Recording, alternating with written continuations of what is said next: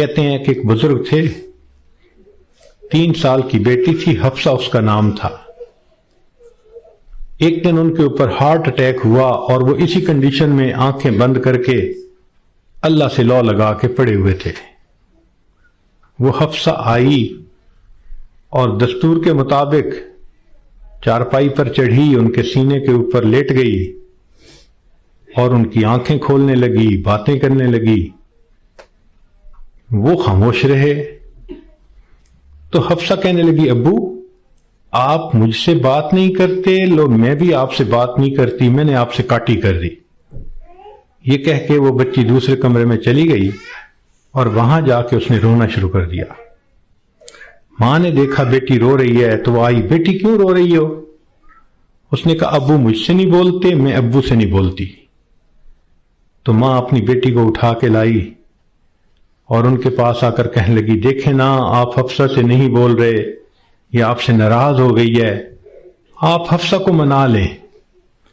تو جب اس نے یہ بات کہی نا کہ آپ حفصہ کو منا لیں، تو ان بزرگوں نے آنکھ کھولی، فرمانے لگے کون سی حفصہ اور کیسی حفصہ، ہم نے تو اپنے یار کو منا لیا، لا الہ الا اللہ محمد الرسول اللہ، اور ان کی روح پرواز کر گئی۔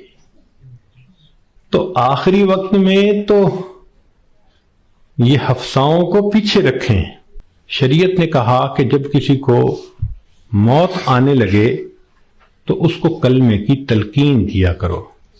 ہم نے یہ دیکھا ہے کہ ادھر بندے کے آخری لمحہ ہوتا ہے اور ادھر بیوی جو ہے آگے بڑھتی ہے اور بیٹی کو کرتی ہے، آپ نے پہچانا اسے، یہ کون ہے؟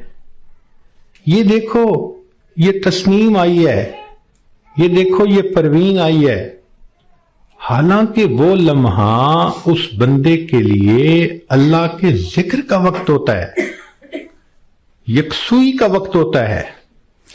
تو یہ مسئلہ سمجھ لیں کہ جب کسی مریض یا مریضہ کو دیکھیں کہ اب آخری لمحے ہیں، مت تعارف کریں اور کروائیں۔ ساری زندگی اس کو تعارف ہوتا رہا، اب تو رب سے تعارف ہونے کا وقت ہے۔ اب کیوں اس کو غافل کرتے ہیں؟